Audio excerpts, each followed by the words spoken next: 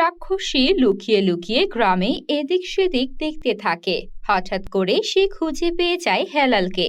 হেলাল তখন বাড়ির বাইরে থেকে ঘরের ভেতরে প্রবেশ করছিল। রাক্ষসী সেখানে দাঁড়িয়ে থাকে, তার জাদু শক্তির ব্যবহার করে ঘরের মধ্যে কী বিষয় নিয়ে কথাবার্তা হচ্ছে সবকিছুই শুনতে পায়। হেলাল, তোর কি সত্যি মেয়ে পছন্দ হয়েছে? আমাদের তো বেশ লেগেছে। যদি তোরও সত্যিই পছন্দ হয় তাহলে তো বিয়ের কথাবার্তা আরো জোর সোরে আগানো যাবে। বেশি দিন সময়ও হাতে নেই। তোর পছন্দই তো আমাদের কাছে প্রাধান্য পাবে। আমার খুবই পছন্দ হয়েছে। যেমন সুন্দর তেমনি তার ভালো ব্যবহার। তুমি চিন্তা করো না, তোমাকে বেশ দেখে শুনেই রাখবে। আমিও তো সেটাই চাই রে। এই বুড়ো বয়সে একটু শান্তি, আর নিজের পুত্রবধূ আসলে সে আমাকে দেখে শুনে রাখবে। এর বেশি কিছুই চাওয়ার নেই। ঠিক আছে, তুমি ঘুমিয়ে পড়ো। আমি ঘরটাকে ভালো করে গুছিয়ে নিচ্ছি। কাল সকাল সকাল আবার কাঠ কাটতে যেতে হবে। আজ সারাদিন তো কোনো কাঠই কাটতে পারলাম না। রাক্ষসী এরপর জঙ্গলের দিকে চলতে শুরু করে, আর তখনই গ্রামের এক মহিলা তাকে দেখে চিৎকার শুরু করে, বাঁচাও, বাঁচাও, কে কোথায় আছো? বাঁচাও, আমাদের গ্রামে রাক্ষসী ঢুকেছে। আরে, মহিলার সময় পেল না, এত রাতেও কেন বাইরে ঘুরতে হয়? আমি তোর কোনো ক্ষতি করতে আসিনি রে। রাক্ষসী এরপর তাড়াতাড়ি জঙ্গলের দিকে ছুটে যায়।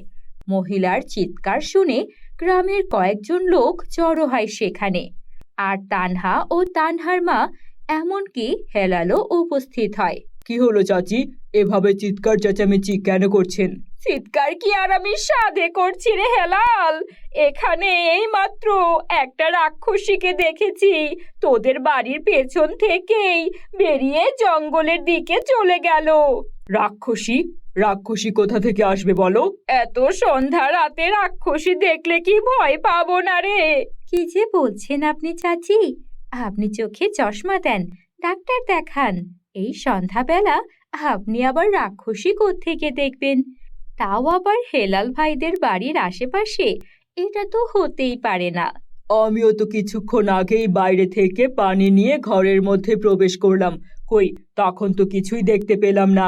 তোমরা বুঝছো না, ওই রাক্ষসী আমার সাথে কথাও বলেছে। আমার দিকে এমন রাগী হয়ে তাকিয়েছিল, আমার খুবই ভয় করছে। আচ্ছা ঠিক আছে, সেসব পরে দেখা যাবে। চলো তোমাকে বাড়ি দিয়ে আসি। তুমি সত্যি ভয় পেয়েছো, হয়তো সত্যি রাক্ষসী দেখেছো, আর না হলে অন্য কারো ছায়া দেখে ভয় পেয়েছো। এখন যাওয়া যাক, বাকি কথা কাল সকালে আলো ফুটলে বলা যাবে। রহিমা এরপর সেই মহিলাকে নিয়ে তার বাড়িতে দিয়ে আসতে চায়। চল তানহা, তোকেও আমি বাড়িতে দিয়ে আসি। তুই আবার ভয় পাচ্ছিস না তো? আরে না ভাইয়া, আমি ওসব ভূত রাক্ষসের ভয় পাই না। এসব কিছু কল্পনাতেই হয়, বাস্তবে কিছুই হতে পারবে না। তাহলে চল ঘরে যাওয়া যাক। হেলাল বাড়িতে চলে যায়। সেদিন রাতে রাক্ষসী নিয়ে আর কোনো কথা হয় না। পরের দিন সকালে রাক্ষসী জঙ্গলে অপেক্ষা করতে থাকে হেলালের জন্য। এত সুন্দরী মেয়ে সেজেছি, হেলাল এখন অন্য কোনো মেয়ের কথা চিন্তাও করতে পারবে না। সে আমাকেই বিয়ে করতে রাজি হবে। রাক্ষসী অপেক্ষা করতে থাকে। অন্যদিকে হেলাল ঘরের সব কাজ শেষ করে কাজে যাওয়ার জন্য তৈরি হয়ে নেয়। তাড়াতাড়ি বাড়ি ফিরে আসিস বাবা, আজকাল বেশি কাজ করার দরকার নেই। কয়েক দিনের মধ্যেই বিয়ে, নিজের যত্নটাও রাখিস। এর মধ্যে অসুস্থ বা শরীর খারাপ করলে ঝামেলা হয়ে যাবে। তুমি চিন্তা করো না, আমি নিজের যত্ন ঠিক মতোই নেব। এরপর সে গাছ কাটার জন্য চলতে থাকে। রাস্তায় তানহার সাথে দেখা হয়। তুমি কি গাছ কাটার জন্য যাচ্ছ? দেখো, এখন একটু বেশি করেই গাছ কেটে রেখো। নতুন বউয়ের জন্য কত কিছু কেনাকাটা করতে হবে। একটু বেশি করেই কাজ করো। হয়েছে পাকনা বুড়ি, তোকে এত কথা বলতে হবে না। তুই যা, মনোযোগ দিয়ে পড়ালেখা কর। এবার দেখিস ক্লাসে কিন্তু সবার থেকে ভালো নাম্বার আনতে হবে। সে চিন্তা আমি করেই রেখেছি। এবারও ভালো রেজাল্ট করব, চিন্তা করো না। তবে তার আগে তোমার বিয়েতে মজা করে নেই। ভাবিকে দেখতে ইচ্ছে করছে, তোমার ইচ্ছে হচ্ছে না? আরে তুই তো সত্যিই বেশি কথা বলতে শিখে গেছিস। আর কলি এখনো তোর ভাবি হয়নি, এখনই যেভাবে ভাবি ভাবি করছিস। আহা, আমি গেলাম। লাল টুকটুকে ভাবে যে কবে বাড়িতে আসবে, আর অপেক্ষা করা যাচ্ছে না। তানহা এই বলে স্কুলে চলে যায়।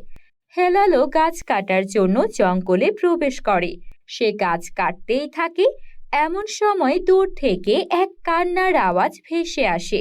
রাক্ষসী তখন মেয়ে সেজে নাটক করছিল। আরে কান্নার আওয়াজ কোত্থেকে আসছে? আশেপাশে তো কাউকেই দেখতে পাচ্ছি না, কিন্তু কোনো মেয়ে খুব দুঃখে কষ্টে কান্না করছে এমন মনে হচ্ছে। যাই আশেপাশে দেখি, হয়তো কেউ কোনো বিপদে পড়ে থাকতে পারে। হেলাল আশেপাশের সেই কান্নার আওয়াজের উৎস খুঁজতে থাকে। কিছুক্ষণ খোঁজার পর সে একটা গাছের আড়ালে সুন্দরী এক মেয়েকে কাঁদতে দেখে। কি হয়েছে বোন, এভাবে কান্না করছো কেন? আমার যাওয়ার কোনো জায়গা নেই। আমাকে গ্রাম থেকে তাড়িয়ে দেওয়া হয়েছে। কোথায় যাব, কি করব, কিছুই বুঝতে পারছি না। তাই মনের দুঃখে জঙ্গলে চলে এসেছি।